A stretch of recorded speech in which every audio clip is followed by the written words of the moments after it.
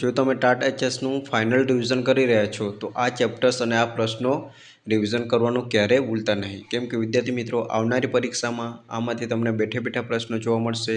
આગળની જે પરીક્ષા ગઈ એમાં પણ જોવા મળ્યા હતા અને આમાં પણ તમને ફિક્સ જોવા મળવાના જ છે. તો વિદ્યાર્થી મિત્રો ખાસ આટલા પ્રશ્નો અને આ ચેપ્ટરો ખાસ સારી રીતના રિવિઝન કરી લેજો. વિદ્યાર્થી મિત્રો વધુ સમય ના લેતા વિડીયોની શરૂઆત કરીએ. તો પ્રશ્ન નંબર 1 થી શરૂઆત કરીએ છીએ વિદ્યાર્થી મિત્રો. અલી ડોસાને એ જગ્યાએ બેસવાનો કેટલો અભ્યાસ હતો? તો જવાબ આપશે અલી ડોસાને એ જગ્યાએ બેસવાનો 5 વર્ષનો અભ્યાસ હતો. પ્રશ્ન નંબર 2 જોઈશું.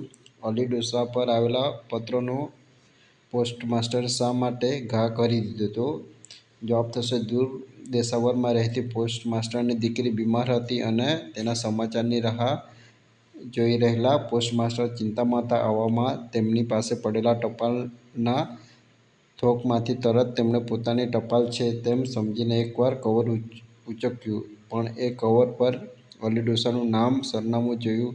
તેથી પોસ્ટમાસ્ટરે અલી ડોસા પર આવેલા પત્રને ઘા કરી દીધો. ચલો આગળ વધશું વિદ્યાર્થી મિત્રો. પ્રશ્ન નંબર 3. અલી ડોસો રોજ શા માટે પોસ્ટ ઓફિસ આવતો? તો દૂર રહેતી તેની દીકરી મરિયમનો કાગળ એક દિવસ આવશે એ આશાએથી અલી ડોસો રોજ પોસ્ટ ઓફિસે આવતો. આગળ વધશું. લેખકના માટે અર્ધ જગત ક્યારે શાંત બની જાય છે? તો લેખકના મતે મનુષ્ય પોતાની દ્રષ્ટિથી જોવાને બદલે બીજાની દ્રષ્ટિએ જુએ ત્યારે અર્ધ જગત શાંત બની જાય છે. ચલો એ હતા વિદ્યાર્થી મિત્રો એક વાક્યના. હવે આપણે 2-3 વાક્યના ઉત્તર જોઈશું કે અલી ડોસો હોશિયાર શિકારી હતો તેમ શા પરથી કહી શકાય? તો અલી ડોસો એની યુવાનીમાં હોશિયાર શિકારી હતો. તે ધૂળની સાથે ધૂળ બની જાય તેવા કાબરચીતરા તેતરને જોતો કે તરત જ તેતર તેના હાથમાં આવી પડતું. અલીની ઇટાલિયન ગરુડ જેવી તીક્ષ્ણ નજર સસલાના કાન પર ચોંટતી અને બીજી પળે સસલું બચી શકતું નહીં તેનું નિશાન હંમેશા અચૂક રહેતું. આ પરથી કહી શકાય કે અલી ડોસો હોશિયાર શિકારી હતો. ચલો આગળ વધશું. સ્નેહ અને વિરહ અલી ડોસાને ક્યારે સમજાય છે? પ્રશ્ન નંબર 2 છે.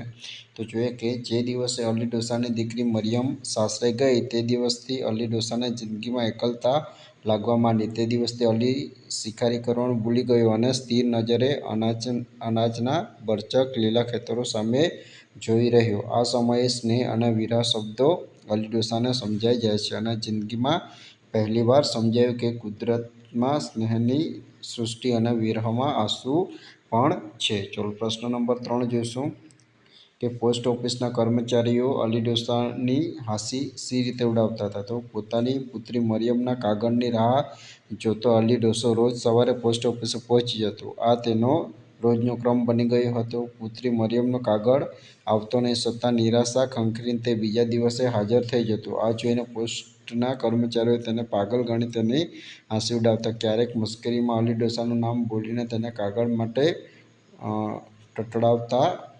આ રીતે પોસ્ટ ઓફિસના કર્મચારીઓ અલી ડોસાની હાંસી ઉડાવતા હતા. ચલો જોઈશું આગળ કે અલી ડોસાને લક્ષ્મીદાસને કઈ ભલામણ કરી? શા માટે? તો અલી ડોસાએ લક્ષ્મીદાસને ભલામણ કરી કે તેની દીકરી મરિયમનો કાગળ આવે તો પોતાની કબર પર પહોંચાડવું, કારણ કે અલી ડોસાને હવે તેનું મૃત્યુ નજીક લાગતું હતું અને હજુ સુધી તેની એક દીકરી મરિયમનો પત્ર આવ્યો ન હતો. તો વિદ્યાર્થી મિત્રો આ હતા એક વાક્યના 2-3 વાક્યના. હવે જોઈશું વિદ્યાર્થી મિત્રો. હવે આમાં જે લાંબા પ્રશ્નો છે એમાં હું આખા બધા પ્રશ્નો ન જોઈશ, પણ વિદ્યાર્થી મિત્રો મુખ્ય મને જે યોગ્ય લાગે છે તે લઈશ. આશા રાખું છું કે તમે પ્રશ્નોએ આખો પાઠ રિવિઝન કર્યો હશે તો તમને બધી વસ્તુ ખ્યાલ હશે. તો આ એક પ્રશ્ન નંબર 2 છે કે પોસ્ટ ઓફિસ અલી ડોસા માટે ધર્મક્ષેત્ર તીર્થસ્થાન બની ગયું, આ વિધાન સમજાવો. તો એ ઇમ્પોર્ટન્ટ પ્રશ્નો છે. તો જોઈએ વિદ્યાર્થી મિત્રો કે પોસ્ટ ઓફિસ અલી ડોસા માટે ધર્મક્ષેત્ર તીર્થસ્થાન બની ગયું, આ વિધાન સમજાવો. તો અલી ડોસાને વૃદ્ધાવસ્થામાં પોતાની દીકરી મરિયમની યાદ સતાવતી હતી. તે પોતાની દીકરીના વિરહમાં ઝૂરી રહ્યો હતો. તે દીકરીના પત્રની રાહમાં દિવસો વિતાવતો હતો. તે જાણતો હતો કે પત્ર આવશે તો પોસ્ટ ઓફિસમાં જ આવશે. તેથી તે રોજ સવારે પોસ્ટ ઓફિસ પહોંચી જતો અને દીકરીના પત્રની આશા રાખીને બેસી રહેતો. જેમ કોઈ ભક્ત ઈશ્વરના દર્શન કરવા માટે પૂરા વિશ્વાસ અને શ્રદ્ધાથી મંદિરે જાય તેમ અલી ડોસો પણ પુત્રનો પત્ર આવ્યો હશે તેની શ્રદ્ધા અને વિશ્વાસથી પોસ્ટ ઓફિસ જતું. આમ પોસ્ટ ઓફિસ અલી ડોસા માટે ધર્મક્ષેત્ર ને તીર્થસ્થાન બની ગયું હતું. તો વિદ્યાર્થી મિત્રો, આ જોઈએ આપણે ધોરણ 11નું ચેપ્ટર નંબર 2ના મોસ્ટ ઇમ્પોર્ટન્ટ પ્રશ્નો. હવે આગળ જોઈશું. ચાલો હવે આ ચેપ્ટર અમે ઉગાડ્યું ચંદ્રહાસમાંથી આપણે 4 પ્રશ્નો નંબર 4 જોઈએ કે ચંદ્રહાસને જોઈ વિષયા કેવા પ્રકારનું મનોમંથન અનુભવે છે. તો જવાબ થશે વિદ્યાર્થી મિત્રો કે ચંદ્રહાસના રૂપ, રંગ અને તેજ પર તે વારી જાય છે. તેને થાય છે કે જાણે તેના પર પ્રેમની બુરકી નાખી. તે જ ક્ષણે તેના મનમાં મંથન શરૂ થાય છે કે જે નારીએ જપ, તપ, વ્રત અને દેહ દમન કર્યા હશે તેને જ આવો વરથાર મળે. પોતે તો આવી ભાગ્યશાળી નથી, પોતે પાપીણી છે. તેણે તો એક પણ પુણ્ય કર્યું નથી, તો પછી તેને આવો રૂપાળો વરથાર ક્યાંથી મળવાનો? ચંદ્રહાસને જોઈ વિષયા આ પ્રકારનું મનોમંથન કરે છે. આશા રાખું છું કે આ પાઠ તમે ખૂબ સરસ રીતના રિવિઝન કર્યો. ચાલો આગળ વધીએ વિદ્યાર્થી મિત્રો. અમૃતા ચેપ્ટરમાંથી કે અમૃતાને સૌ શું કહીને બોલાવતા હતા? તો અમૃતાને સૌ અમુ કહીને બોલાવતા હતા. પછી પ્રશ્ન નંબર 2, અમૃતા માટે રાજુબા હંમેશા શું કહેતા? તો અમૃતા માટે રાજુબા હંમેશા કહેતા કે અમુ મોટી થશે ત્યારે નર્મદા જેવી જ રૂપાળી થવાની છે. આગળ વધશું કે માસી અને મામીએ લેખકને લગ્ન પ્રસંગે કઈ ભેટ આપી? તો માસીએ લેખકને સોનાની સેર અને મામીએ લેખકને હાથની કલ્લીઓ આપી. ચલો લેખક ક્યારે રડી પડ્યા? તો લેખક અમુના લગ્ન લેવાયા અને પીઠી ચોળાઈ ત્યારે રડી પડ્યા. ચલો આગળ જોઈશું વિદ્યાર્થી મિત્રો. આ ચેપ્ટરો છે મોસ્ટ ઇમ્પોર્ટન્ટ છે એટલે આખા સ્વાધ્યાયના પ્રશ્નો લાવું છું વિદ્યાર્થી મિત્રો. પછી ભૈરવ કાકા કોણ હતા? તેમની શી વિશેષતા? તો ભૈરવ કાકા લેખકના ફળિયામાં રહેવા આવેલા ભાડૂત હતા. તેમની પાસે આરસપહાણ ટાંકવાની એક વિશિષ્ટ કળા હતી. ટાંકણું જાણે તેમનું બાળક અને હથોડી જાણે તેમની દાસી હોય તે રીતે તેમની પાસેથી તેઓ કામ લેતા. તેમણે આરસનો એક ખલ તૈયાર કરીને લેખકના બાને આપ્યો હતો. તેમણે અમુને પણ આરસના સરસ પાંચિકા બનાવીને આપ્યા હતા. ચલો જોઈશું પ્રશ્ન નંબર 2, બાઈએ અમુના લગ્નમાં શી ભેટ આપી? તો અમુએ પોતાના વહાલા પાંચિકા મસરૂની કોથળીમાં મૂકીને ભાઈને એના લગ્ન પ્રસંગે આપી દીધા હતા. અમુના લગ્નમાં ભાઈએ એમના પિતા પાસેથી 25 રૂપિયા લીધા અને મસરૂની કોથળીમાં પાંચિકાની સાથે એ રૂપિયા મૂકીને અમુને લગ્નમાં ભેટ આપી હતી. ચલો અમુ સૌને બદલાઈ ગયેલી ક્યારે લાગી? શા માટે? તો લગ્નના 4 વર્ષ પછી અમુ સાસરેથી બીમાર થઈને પિયરે આવી ત્યારે લેખક અને તેમના બા અમુને ઓળખી શક્યા નહીં તેટલી એ બદલાઈ ગયેલી. કારણ કે તે અમુ નહીં પરંતુ અમુનું ભૂત હોય તેવી દેખાતી હતી. એમનો હસતો ચહેરો, મરકતી અને મસ્તીખોર આંખો અને એનું ઉછળતું અસ્તિત્વ બધું જ શાંત થઈ ગયું હતું.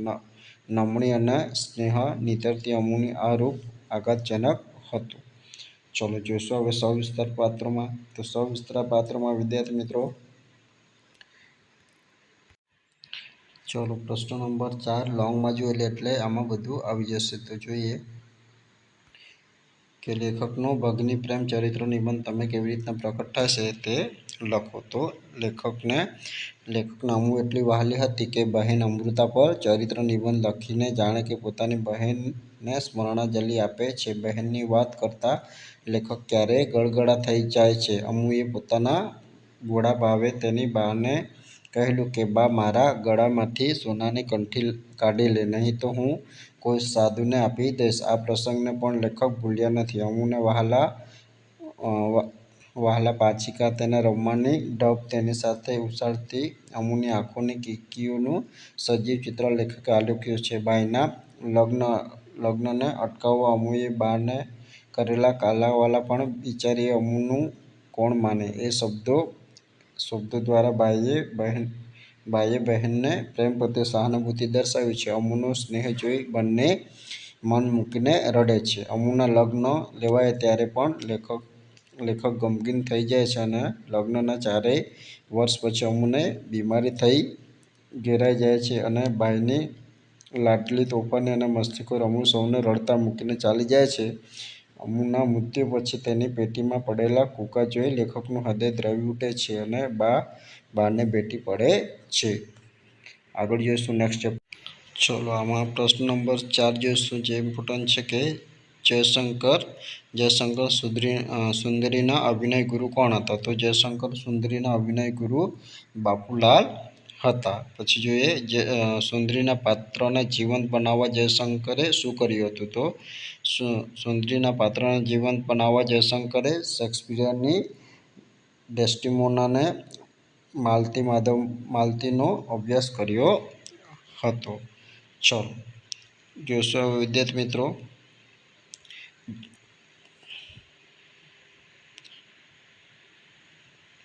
લોંગ પ્રશ્નોમાં જોઈ લઈએ કે પ્રશ્ન નંબર 3 સુંદરીની શોધ એ પરાકાયા પ્રવેશની પ્રક્રિયાનું દ્રષ્ટાંત પૂરું પાડતો આત્મકથાખંડ છે. આ વિધાન સમજાવો.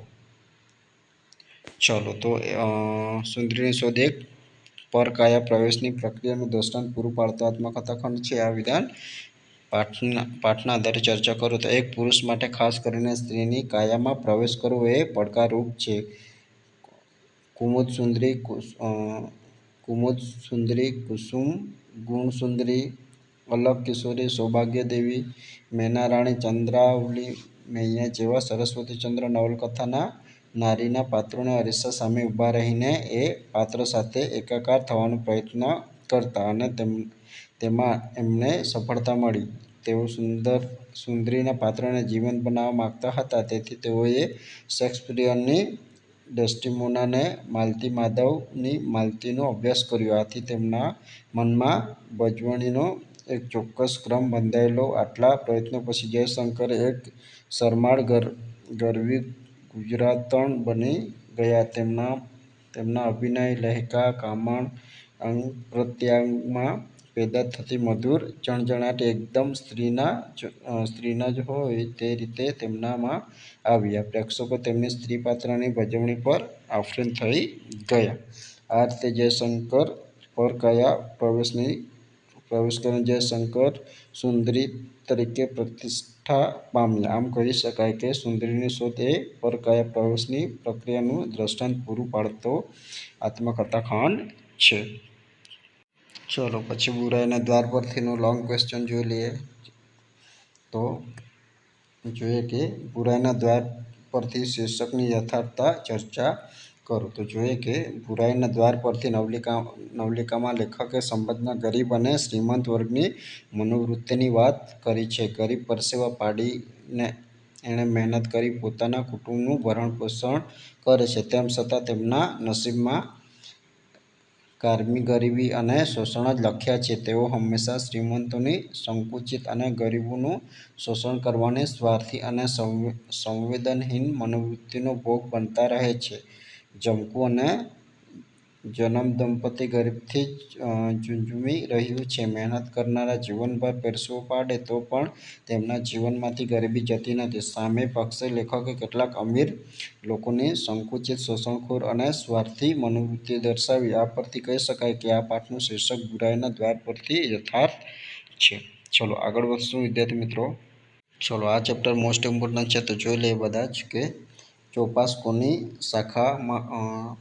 કોની શાખાઓ પસરી રહી છે? તો ચોપાસ શૈલરાજ પર્વતની શાખાઓ પસરી રહે છે. દિવસના કયા પછી પ્રશ્ન નંબર 2 જોઈએ કે દિવસના કયા પ્રહરની વાત ચક્રવાત મિથુનના કાવ્યના કેન્દ્રમાં છે? તો ચક્રવાત મિથુન કાવ્યમાં કેન્દ્રમાં સંધ્યાના મધ્ય પ્રહરની વાત છે. પછી જોઈએ વિદ્યાર્થી મિત્રો પ્રશ્ન નંબર 3 કે કવિએ વિહગયુગ્મ શબ્દ કોના માટે પ્રયોજ્યો? તો વિદ્યાર્થી મિત્રો કવિએ વિહગયુગ્મ શબ્દ ચક્રવાકી માટે પ્રયોજ્યો. આ મોસ્ટ ઇમ્પોર્ટન્ટ પ્રશ્ન છે વિદ્યાર્થી મિત્રો. પછી ચક્રવાકી ક્યાં છુપાઈ જાય છે? તો ચક્રવાકી વૃક્ષની શાખાઓમાં છુપાઈ જાય છે. પછી પ્રશ્ન નંબર 5 જોઈએ સ્નેહબાળ યુગલ કોનાથી ઉન્મત્ત થાય છે? તો સ્નેહબાળ યુગલ આભાસોથી ઉન્મત્ત થાય છે. ચાલો આવા સ્થળ અહીં વસે સૂર્ય જ્યાં સદૈવ આ પંક્તિ કોણ બોલે છે? તો ચાલો એવા સ્થળ મહી વસે સૂર્ય જ્યાં સદૈવ આ પંક્તિ ચક્રવાકી બોલે છે. ચાલો લોંગ પ્રશ્ન જોઈ લઈએ કે ચક્રવાક મિથુન ખંડકાવ્યના અંત વિશે લખો. તો ચક્રવાક મિથુન ખંડકાવ્યના અંતમાં સૂર્યપ્રકાશને ઝંખતું પક્ષી યુગલ આકાશમાં ઊંચે ને ઊંચે ઉડે છે. સૂર્યાસ્ત થતાં છેવટે પક્ષી યુગલ આંખ મીચીને સાથે જ મૃત્યુની ગહન ખીણમાં ઝંપલાવે છે. પરંતુ ત્યાં અચાનક આ ધન્ય દુનિયામાં પ્રવેશ કરતા જ તેમને કોઈ દિવ્ય પ્રકાશના દર્શન થાય છે. પક્ષી યુગલની અન્ય દુનિયાની શોધ સફળ થાય છે. તેમને સર્વત્ર પ્રકાશમય ચૈતન્ય દેખાય છે. કવિના શબ્દોમાં કહીએ તો કહી અચેતન એક દિશ નહીં. કહી એ અચેતન એક દિશ નહીં. કવિની આ અંતિમ પંક્તિ દ્વારા સમગ્ર ખંડકાવ્યની અર્થછાયા બદલાઈ જાય છે અને એક ચમત્કૃતિપૂર્ણ અંતથી ખંડકાવ્ય પૂરું થાય છે. આથી ચક્રવાક મિથુનનો અંત યોગ્ય છે. ચલો સીમ અને ઘરનું જોઈ લઈએ. આમાંથી પણ ગઈ વખતે પ્રશ્નો પૂછાયા હતા કે પ્રશ્ન નંબર 1 છે ધણ ક્યારે ઘર તરફ જાય છે? તો રાત્રિના સમયે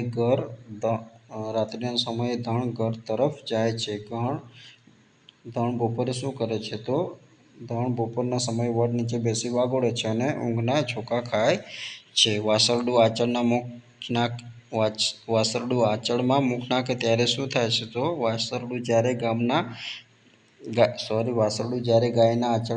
આંચળમાં મુખ નાખે છે ત્યારે તેના મુખમાં ગાયના ધાવણરૂપી આખી સીમનું સત્વ રેલાય છે. ચલો જોઈશું પછી કે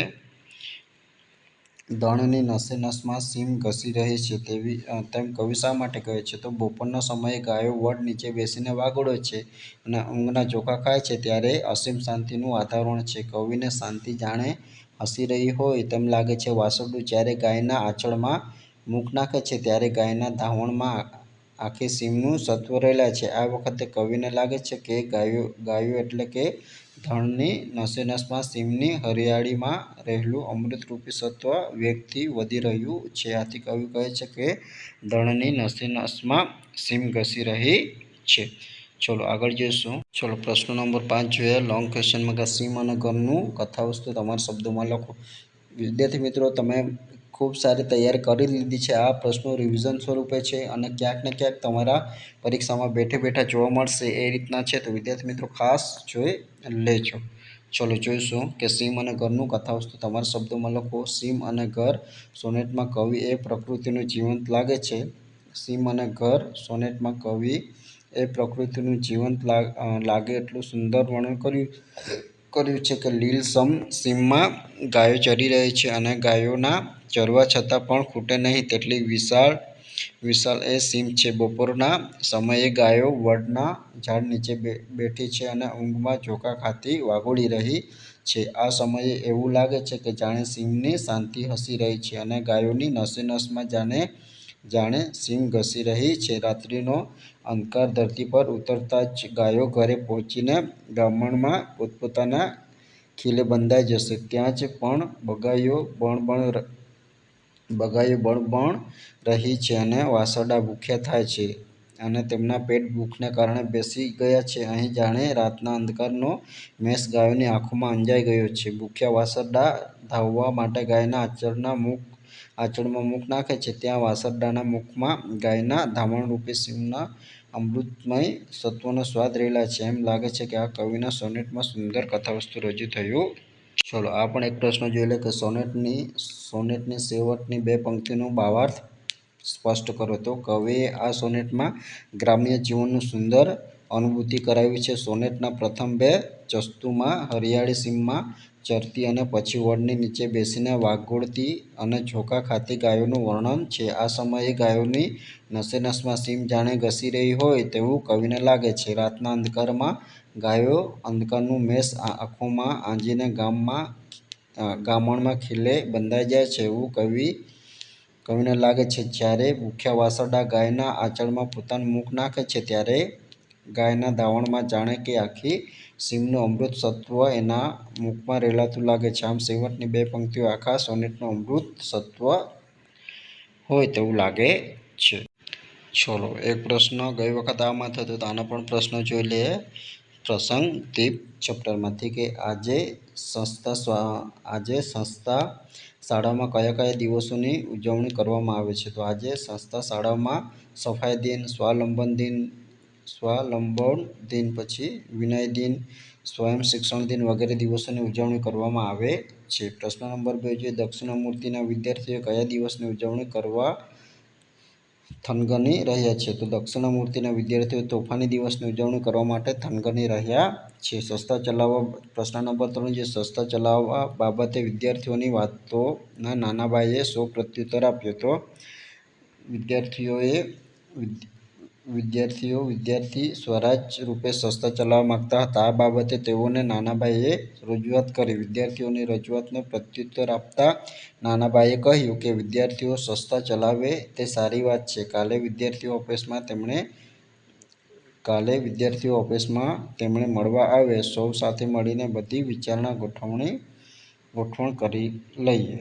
ચલો પછી જોઈએ કે સંસ્થા ચલાવવા તૈયાર વિદ્યાર્થીઓએ અંતે શું કર્યું. તો સંસ્થા ચલાવવા તૈયાર વિદ્યાર્થીઓએ નાનાભાઈની નજર ચૂકવીને ઓફિસની બહાર નીકળી ગયા.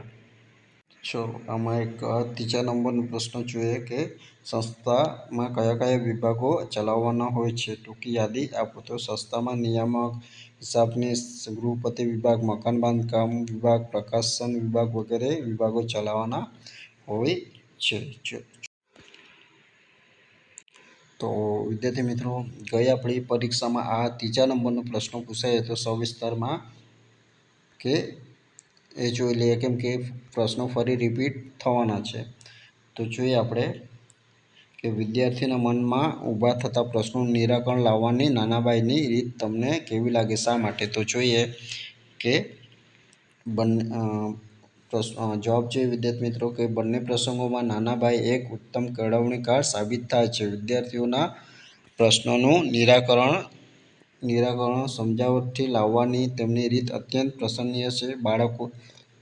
બાળકોને કોઈ પણ વાત માટે સીધી ના પાડીએ તો તેઓને ખરાબ લાગે અને સમજી ન શકે એ વાત નાનાભાઈ ખૂબ સારી રીતના જાણતા હતા. તેથી તો વિદ્યાર્થીઓની ખોટી અને ગેરવ્યાજબી માંગણીઓમાં પણ તેઓ સહમત થાય છે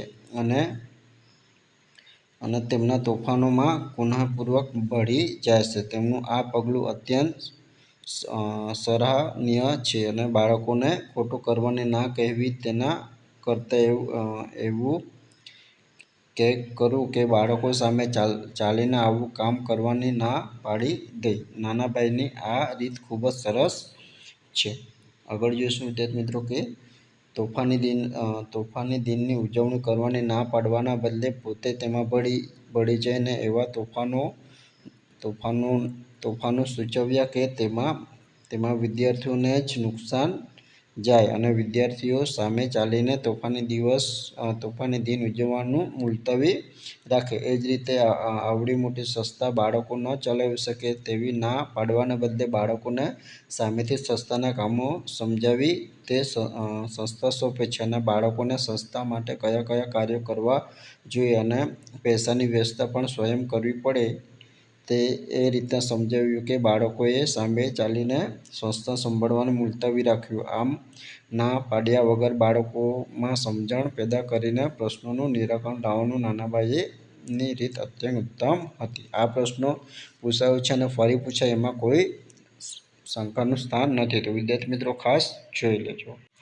ચલો જોઈએ હવે પરાજયની જીત ચેપ્ટરમાંથી ટૂંકા કદાચ પ્રશ્નો પૂછાઈ જાય તો વિદ્યાર્થી મિત્રો તમને આવડવા જોઈએ. તો પ્રશ્ન નંબર 1 સમ્રાટ અશોકે કયા રાજ્ય પર વિજય મેળવ્યો. તો સમ્રાટ અશોકે કલિંગ રાજ્ય પર વિજય મેળવ્યો. પછી સમૂળ ઉખડી ગયેલ મૃદુવેલ સી એક પડી. આ પંક્તિ કોનો નિર્દેશ કરે છે. તો સમૂળ ઉખડી ગયેલ મૃદુવેલ સી એ પડી. આ પંક્તિ યુદ્ધમાં પરાજિત થયેલી કલિંગ નગરીનો ઉલ્લેખ કરે છે. પ્રશ્ન નંબર 3 વિજય પછી અશોકના મનમાં શો વિચાર સ્ફુર્યો. તો શું થશે કે અશોકના મનમાં વિજય પછી થયેલા વિજયને જાતે જ જઈ જોવાનો અને મગધની તલવારની ધાર કેવી તીક્ષ્ણ હશે તે જોવાનો વિચાર સ્ફુર્યો. ચલો આગળ જોઈશું. નૃપે નૃપે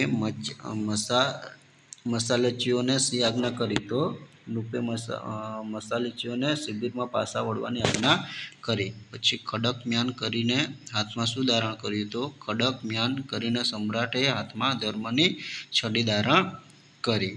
ચલો પ્રશ્ન મુદ્દાસર જોઈએ. એમાં જોઈએ કે વિદ્યાર્થી મિત્રો, સમ્રાટ અશોકે પોતાની જીત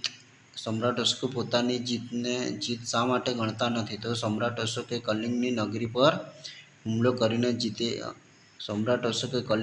પર હુમલો કરીને જીત લીધી હતી. કલિંગ પર વિજય મેળવ્યા પછી સમ્રાટ અશોકને પોતાની જીતને નજરોનજર જોવાની ઈચ્છા થઈ. અશોકે જોયું કે સમગ્ર નગરી સ્મશાનમાં ફેરવાઈ ગઈ હતી. ઠેર ઠેર મૃતદેહો પડ્યા હતા. જાણે સમ્રાટની વિજયગાથાઓ આ શબોની લિપિમાં સમાઈ ગઈ હતી. આવો માનવસંહાર જોતા અશોકનું મન પશ્ચાતાપ અનુભવી રહ્યું હતું. સમ્રાટ અશોકને સમજાયું કે જીતથી જ માનવીના હૈયા ન જીતાય તો એ જીત શા કામની? તલવારની ધારથી મળેલા વિજયની હારમાં અશોકની પોતાની હારની પ્રતીતિ થાય છે. આ જીતથી જ ફક્ત સત્તા અને રાજ્યની સીમા વિસ્તારી શકાય છે, જે કશા કામની નથી. આ બધા વિચારો કરીને સમ્રાટ અશોકે પોતાનું જીતને જીત ગણતા નથી. ચલો આગળ જોઈશું.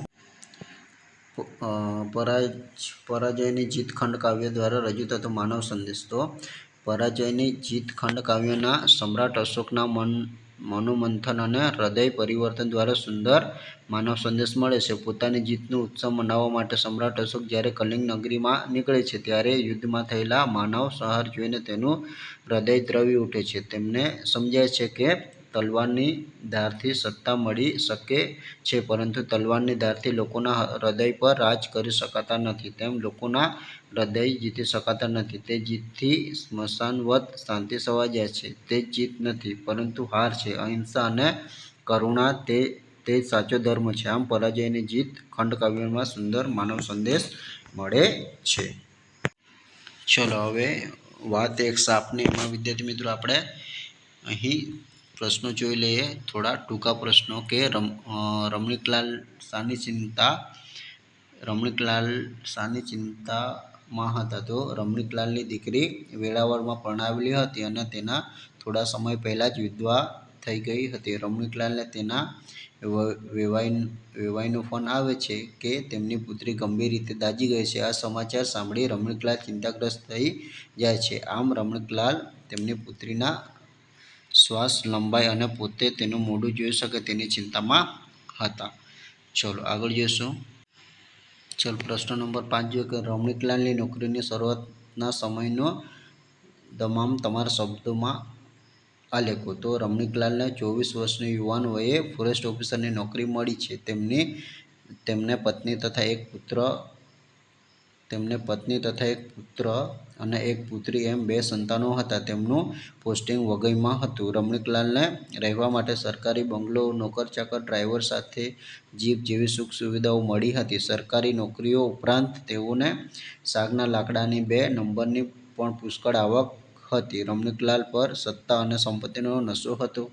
દાગ જમવા માટે રમણીકલાલ જ્યારે જીપ લઈને રાઉન્ડમાં નીકળતા, એ વખતે જાણે જંગલના મહારાજા હોય તેવું વટ રાખતા હતા. ચલો આ પ્રશ્ન આમાંથી પણ પૂછાશે વિદ્યાર્થી મિત્રો, તો જોઈ લઈએ ખાસ. કે કેકા શાસ્ત્રીએ સંશોધન સંપાદક તરીકે ગુજરાતી ભાષા, સાહિત્ય અને સંસ્કૃતિનું બહુમૂલ્ય સેવા કરી છે. આ વિધાનનું સમર્થન કરી વિગતો આપો. તો જોઈએ વિદ્યાર્થી મિત્રો કે સંશોધન સંપાદન શાસ્ત્રીએ મહાભારત વિશેની મધ્યકાલીન ગુજરાતી કવિઓની કેટલીક કૃતિઓ સંકલિત કરી છે. તેમનું સુંદર સંપાદન કરેલું છે. ત્યારબાદ મહાભારતનો મૂળ અસલી ભાગ કયો, કેટલા અને કેવો તેનું સંશોધન કરી સંપાદન કર્યું છે. ઉપરાંત આયુષ્યના અવશેષ, શ્રીમદ ભગવત જેવા ભક્તિ પુરાણોના 10મા સ્કંદનું સંપાદન કરી તેમની વિદત પ્રતિભાનું સુંદર પ્રમાણ આપ્યું છે. ઉપરાંત મહાભારતમાંથી ભારત સંહિતા અને તેમાંથી 8800 શ્લોકોનું જય સંહિતા તારવી આપવાનું કઠિન કાર્ય પણ તેમના દ્વારા કરવામાં આવ્યું છે. તેમણે શ્રીમદ ભગવદ્ ગીતામાંથી 101 શ્લોકોની ગીતા સત શ્લોકી પણ તૈયાર કરી છે. પછી શાસ્ત્રીય પાસેથી અંદાજે 250 જેટલા પુસ્તકો અને 1500 જેટલા સંશોધન લેખો પણ મળ્યા છે. શ્રીમદ વલ્લભાચાર્યના ગ્રંથોનો અનુવાદ તેમણે 21 વર્ષની વયે જ કરી પોતાની પ્રતિભાનો પરિચય સાહિત્ય જગતને કરાવ્યો. આયુષ્યના અંત સુધી શાસ્ત્રીય સાહિત્યમાં સંશોધન, સંપાદન, કોશ કાર્ય અને લેખન કાર્યમાં ગળાડૂબ રહ્યા. આમ શાસ્ત્રીનું સાહિત્ય ક્ષેત્રમાં વિશાળ યોગદાન જોઈને કહી શકાય કે કેકા શાસ્ત્રીએ સંશોધન સંપાદન તરીકે ગુજરાતી ભાષા, સાહિત્ય અને સંસ્કૃતિનું બહુમૂલ્ય સેવા કરી છે. ટૂંકા પ્રશ્નો જોઈ લે વિદ્યાર્થી મિત્રો કે અમદાવાદની સડક પર જતા શાસ્ત્રીને તમે કઈ રીતના ઓળખી શકતા હતા? તો બેઠી દડીનું હલકું પાતળું હાડ, ગૌવર્ણો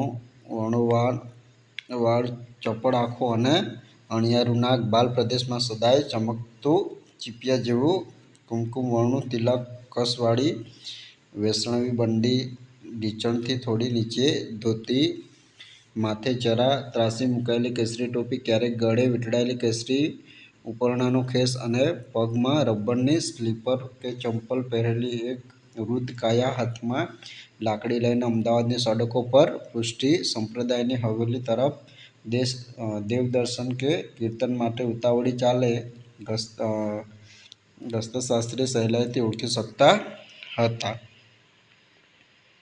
ચલો આ એક પ્રશ્ન જોઈશું કે કેકા શાસ્ત્રીનો જીવન સિદ્ધાંત અને જીવન આદર્શો શું હતો? તો શાસ્ત્રીજી ખૂબ જ વિનયી હતા. ગમખા એ કેકા શાસ્ત્રીનો જીવન સિદ્ધાંત હતો. જીવનમાં ઓછામાં ઓછા પરિગ્રહ અને વધુમાં વધુ વિદ્યાગ્રહ એ એમના જીવનનો આદર્શ હતો. ચલો હવે આ રેફરન્સ બુક, આ ચેપ્ટર પણ ઇમ્પોર્ટન્ટ છે તો તેને પણ જોઈ લે વિદ્યાર્થી મિત્રો કે બાએ દીકરા દીકરીને કેવી રીતે ભણાવ્યા હતા? તો બાએ પારકા દળના દળીને, કપડાં ધોઈને કે પારકા વાસણ ઉચકીને તેમના દીકરા દીકરીને ભણાવ્યા હતા. બાએ લાપસી શા માટે રાંધી? તો લેખક મેટ્રિકની પરીક્ષા આપવા જતા હતા એટલે બાએ લાપસી રાંધી. પછી લેખક અને તેમના પત્ની એકબીજાને અભૂત સાથી લાગતા. તો લેખક અને તેમના પત્ની એકબીજાને અભૂત લાગતા કારણ કે લેખક તેમની પત્નીને બાની સ્મૃતિઓની પોટલીનું મહત્વ શું છે તે સમજાવી શકે તેમ ન હતા અને તેમની પત્ની લેખકને જ પોટલી પ્રત્યેનો પ્રેમ સમજી શકે તેમ ન હતા. 3-4 વાક્યમાં જોઈએ વિદ્યાર્થી મિત્રો કે લેખક પોતાની રેફરન્સ બુક કોને કહે છે? શા માટે? તો લેખક પોતાની બાની સ્મૃતિઓ જે પોટલીમાં સાચવી રાખી હતી તે પોટલીને જ તેઓ રેફરન્સ બુક કહે છે. બાના અવસાન પછી માતાના પ્રેમથી વંચિત લેખક સુખ સુવિધાઓ વચ્ચે પણ જ્યારે બેચેની બની જતા ત્યારે સાનામાના આ રેફરન્સ બુક ખોલીને બેસતા કારણ કે તે પોટલી તેમના જીવનની રેફરન્સ બુક હતી. ચલો પછી રેફરન્સ બુક લઘુકથામાં પ્રગટ થતું બાનું રેખાચિત્ર આલેખો. તો બા એ વિધવા થયા પછી એકલા હાથે તેમના સંતાનોની જવાબદારી સ્વીકારી હતી અને તે સારી રીતે નિભાવી હતી. આવા મુશ્કેલ સમયમાં બાએ પારકા કામ કરીને પોતાના સંતાનોનો સારી રીતે ઉછેર કર્યો હતો. બા જ્યાં કામ કરતા ત્યાંથી જ કંઈ વધ્યું ઘટ્યું ખાવાનું મળ્યું હોય તો બા તે બંને સંતાનોને ખવડાવી અને પછી જો કંઈ વધ્યું હોય તો તે ખાતી. દીકરો રાતે ફાનસના અજવાળે વાંચતો ત્યારે બા બાજુમાં બેસીને બજર ઘસતી. બા પોતે અભણ હતી પરંતુ પોતાના દીકરાને સારી રીતે ભણાવવા માંગતી હતી. દીકરો મેટ્રિકની પરીક્ષા આપવા જતો હતો ત્યારે બાએ ઉછીનું લઈને પણ લાપસી રાંધી હતી. પોતાના મૃત્યુ સમયે પણ બા પોતાના સાડલાથી લેખકના આંસુ લૂછે છે અને આમ રેફરન્સ બુક લઘુકથામાં બાનો નિર્વ્યાજ પ્રેમ છલકે છે. ચલો આ એક ચેપ્ટર જોઈ લે, આમાંથી પણ પૂછાઈ શકે છે. ચલો લોંગ ક્વેશ્ચન જોઈ લે છે વિદ્યાર્થી મિત્રો કે લેખકે કરેલું પોતાના ભૂતકાળની શૈલીનું વર્ણન તમારા શબ્દમાં કરો. તો લેખક વર્ષો પછી પોતાના ગામની શેરીઓમાં પગ મૂકે છે. લેખકને પોતાની શેરીઓમાં પોતે જ અજાણ્યા હોય તેવા ભાસ થાય છે. આ કરને લેખક વિહળ થઈ જાય છે અને વહેલી સવારે કેટલાક છોકરાઓ કેસુડાનો રંગ બનાવતા દેખાય છે. ત્યારે વસંતનું આછું લખલખું લેખકના શરીરમાંથી કરંટની જેમ પસાર થઈ જશે. એક ડાળિયાના ગોખની બારીમાંથી જેટલી શેરી દેખાય તેટલી જોતા લેખકને એવું લાગે છે કે શેરી બદલાઈ નથી, પરંતુ પોતે બદલાયેલા છે. લેખકની શેરીમાં સ્ટેચ્યુ રમત ખૂબ જ પ્રચલિત હતી. લેખક પણ પોતાના મિત્રો સાથે સ્ટેચ્યુ બંધાવ્યું હતું. શેરીમાં રમતી સ્ટેચ્યુની રમત અને ઝીણા ભરવાનું, શેરીમાં જ વીજળીના થાંભલા સાથે ચોંટીને મૃત્યુ પામવું, આ બધું જ લેખકને શેરીમાં તાદસ થાય છે અને લેખકને લાગે છે કે માતાના ગર્ભમાં સ્ટેચ્યુ થયેલું કોઈનું શૈશવ ફરી પાછું એ શેરીમાં બાખોડિયા ભરતું ચાલશે અને તેમની શેરીને સ્ટેચ્યુની રમતથી ગુંજવી મૂકશે. એક પ્રશ્નનો જોઈ લે કે શેરીમાં પગ મૂકતા લેખકને કોણ વળગી પડ્યા? તો શેરીમાં પગ મૂકતા લેખકને ડંકી પાસે પાણી જૂથતા છોકરાઓ, એકાદ બે રખડતી બકરીઓ, પછી પોદળો કરતી ગાય, જૂની ગટરોના કાટ ખાધેલા ઢાંકણા, અગાસી અને ધાબા ઉપર શિયાળાનો તડકો ખાતા બીમાર વૃદ્ધો, ઉડતી સમડી, આ બધા લેખકોને વળગી પડ્યા. પછી લેખક કોની બીકથી એક ડાળિયામાં ભરાઈ જાય છે? તો લેખક તોફાની છોકરાઓ મને રંગ લગાવી દેશે તો એવી બીકથી લેખક એક ડાળિયામાં ભરાઈ જાય છે. લેખકની શેરીમાં કઈ રમત ખૂબ પ્રચલિત હતી? તો લેખકની શેરીમાં સ્ટેચ્યુની રમત ખૂબ પ્રચલિત હતી. આપણે ઈશ્વરને સ્ટેચ્યુ કરીએ શા માટે? તો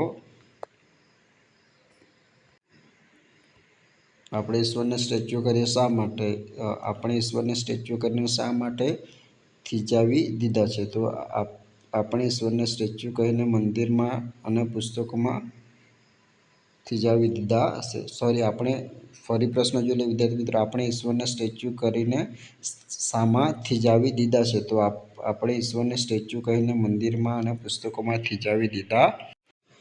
ચલો જોઈએ કે કૃષ્ણની મૂર્તિ સાથી કાળી મેસ થઈ ગઈ. તો લેખકને મેળામાં જવાની ઉતાવળ હતી. લેખકના બાએ લેખકને ઠાકોરજી પાસે દીવો મૂકીને પગે લાગીને પછી મેળામાં જવાનું કહ્યું હતું, પરંતુ ઉતાવળમાં તેમણે ગોખલામાં ઠાકોરજીને દીવો કર્યો અને ગોખલો બંધ કરી દીધો. ત્યારબાદ લેખક મેળામાં જવા માટે નીકળી ગયા. ગોખલો બંધ હોવાને કારણે દીવાની દાજ ઠાકોરજીની મૂર્તિને લાગતા કૃષ્ણની મૂર્તિ કાળી મેસ થઈ ગઈ.